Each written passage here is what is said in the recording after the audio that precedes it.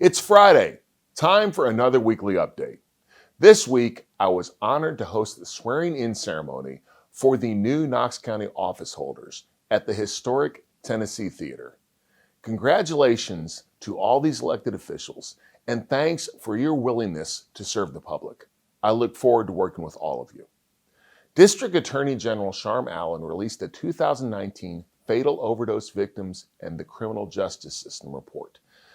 There's some good news and bad news. The good news is that in 2019, for the first time since the District Attorney General's office began producing this report, the number of overdose deaths dropped. That means that the efforts of law enforcement, the Metro Drug Coalition, the Health Department, the All for Knox Coalition, our nonprofits, churches, and the community at large, the efforts to address the drug epidemic are working. Sadly, the bad news is that we are seeing a pretty significant increase in the number of overdose deaths this year. I believe a lot of that can be attributed to the impact of the COVID-19 pandemic. Hopefully, as we continue to navigate our way through COVID-19 and continue to deal with that, we can also regain our focus on dealing with the other epidemic that has caused so much suffering in our community, the substance misuse epidemic. Speaking of the criminal justice system, during the early days of COVID-19, we witnessed a substantial decrease in the number of inmates in Knox County's detention facilities. At one point, that number dropped to around 900, down from a high of over 1,500. Currently, we're housing about 1,100 inmates. As with so many other things, COVID-19 has caused us to rethink the criminal justice process. Things like virtual arraignments, which once seemed distant, have been embraced, making the system more flexible, more efficient, and less costly.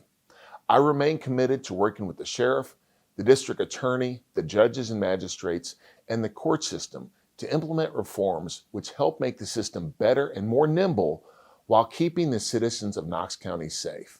The primary role of any government is to protect the lives, liberty, and property of its citizens. I take that duty very seriously. Members of my team, the Parks and Rec Department, and Commission Chairman Larson J. met on Thursday to iron out details on our exciting new project, the Knox County Waterway. This 44-mile stretch will start in Halls and end in Melton Hill. Our crews will begin clearing Beaver Creek in the coming weeks. Early next year, we will host a series of public meetings designed to give the public a chance to weigh in on where we should install put-ins for small boats, kayaks, and paddle boards. More on that in the coming months. Unfortunately, the wooden swing at Clayton Park was damaged during a recent storm. This swing was a gift from the Halls Crossroads Women's League in memory of league member Virginia Sharp. The carpenters at Parks and Rec are putting together and staining a new one today, so we hope to have it back up and running very soon.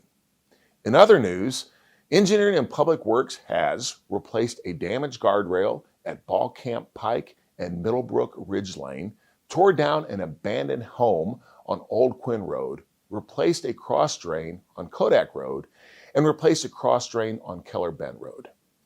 Some positive news coming out of the sports world. The Tour de France started Saturday and will continue through the week.